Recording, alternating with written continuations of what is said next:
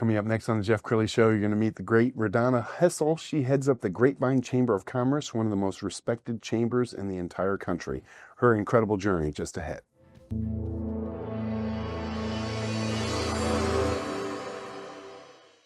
Many are predicting that the worst is yet to come, which is unfortunate, said one person here. Until now, they've enjoyed the reputation of being the nation's icebox. Watched a burglar in his home this morning by webcam. As a journalist of over 25 years, stories are what make my world turn. Reporting live from the Dallas newsroom tonight, Jeff Crilley, Fox 4 News. But in 2008, I took the jump from my familiar life and started a PR firm from my home. We're talking about anyone with a camcorder like the one I'm using becomes a television network. We started slowly growing the company, and we now have over 100 clients, and we've branched into the world of live digital broadcasting. I now own 8 different TV studios and have a huge team, and the stories that I now get to share are sometimes the most important of my life. Life has a funny way of coming around full circle. This is the Jeff Crilley Show.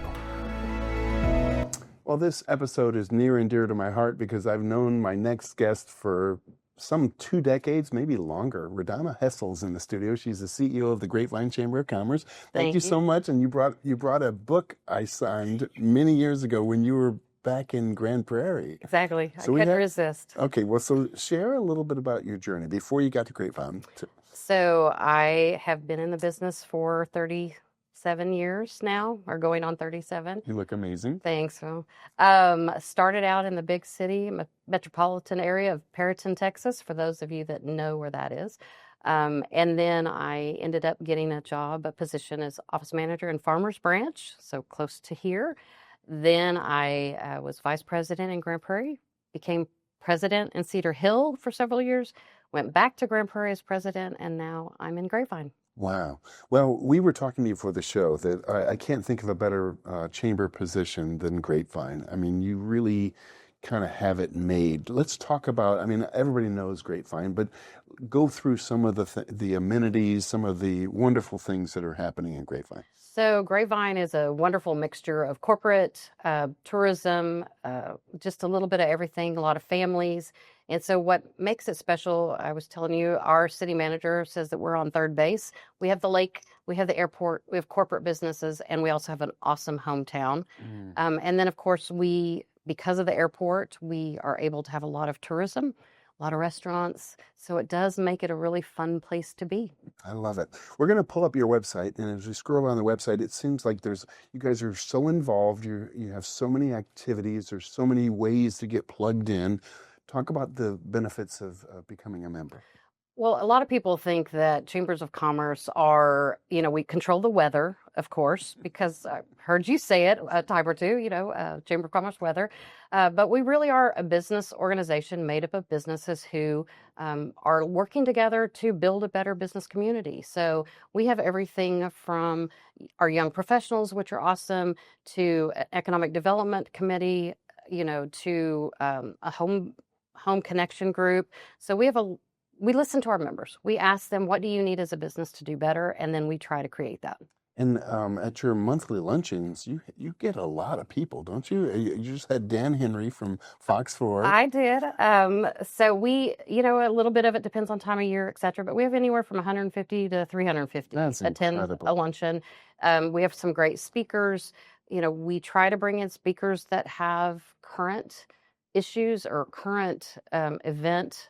We've had the CEO of the airport. We've had Dan Henry. We've had Jeff Crilley as a luncheon speaker. It was awesome. Thank you. We're going to pull up your Facebook gallery page so we can see some of the images. And as we scroll down, I mean, everything from the mixers to ribbon cuttings and the traditional things. I mean, when you think about your chamber, what makes you most proud? People. Yeah. People. And people doing good for other people. I had a member one time tell me, I don't need the chamber until I need the chamber, and then I'm really going to need the chamber. So I don't think people always recognize the connections they make. When COVID happened, I keep every cell phone I've ever had in my entire life. And when it happened, we were able to contact our local legislators, our local senators, the city manager, the school superintendent. We were able to, by the next Friday, have an online 1,000 businesses on a Zoom, which we had never done Zoom before. So that was an experience. 1,000 businesses on Zoom listening to what are the plans. And I think that's, we're able to make a difference. And then we also have the individual businesses that hold the hand of other businesses, to help them resolve a problem or succeed at something they're struggling with. Yeah, well, and I love it that you're so active with young professionals, because I think some chambers that are getting stale, they just show up with the big scissors and they do ribbon cuttings, and it becomes kind of your grandpa or grandma's chamber. Several years ago, you started to reach out to young professionals. Talk a little bit about that. Well, we were looking for ways, again, listening to our businesses, and several of them said, we have some young people in our community that may not have the soft skills that they need. They may have the education, but they're not the soft skills. Or, they just are not comfortable reaching out.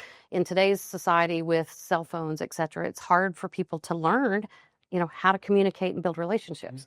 And so we started a young professionals group. They have their own board. We are there to guide them and assist them, sometimes to nurture them a little on the right path. But they have done awesomely well. They have their own luncheons. They have mixers. They have an event where they raise money for causes. They help each other, but they also reach out to us when they need help. And one of the interesting things, I think, because they have their own board, they schedule their own luncheons, they schedule their own speakers. They sometimes get speakers I wouldn't have even thought of. So recently was someone on how to buy a home.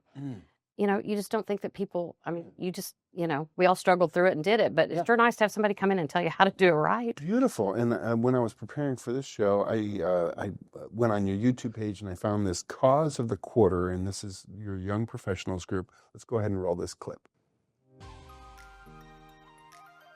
The mission for SOS, Serving Our Seniors, is to help preserve the independence and well-being of our senior neighbors in the Northeast Tarrant County communities that we serve. In our nonprofit, we have 3 programs. It's transportation, helping hands, and social outreach. So in helping hands, they help with minor home repairs inside and out of the home. We build and construct wheelchair ramps and install grab bars and handrails. We even have an adopt-a-lawn program where we'll go out and take care of their yard during the growing season. In transportation, we help take our senior friends on routine medical drives and quality of life drives, like going to the grocery store, the bank, pharmacy, even to get their hair done. We also do grocery shopping and pharmacy pickup and delivery. But what makes us uniquely different is that we're a door-to-door service. So not only do we pick them up, take them, but we stay with them the duration of the appointment, which is key. And then last, we have social outreach, and that is where we're really trying to break the isolation and loneliness. So we have programs such as Visiting Friend, where volunteers dedicate time to go out and visit with a senior friend. We have Phone a Friend, where we connect seniors to seniors, as well as our volunteers that call in, check on our senior friends.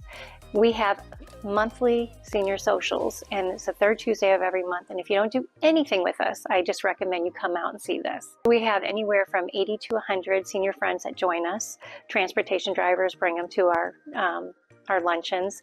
It's a themed luncheon, and it's a great way for them to get out of the house, have fun, and just enjoy one another's company. We can never have enough volunteers or funding. We don't take any federal funding, so everything we do is with grants and donations. And God has blessed us enormously, and He's put the right people in front of us. But it really does take a community to make this work. And so if anybody has 3 hours a month, a week, that they could donate some time, we would love to talk to you, and especially if you have a heart for seniors. And I promise you, if you do something with us, you'll want to do it all the time. So it's a great organization.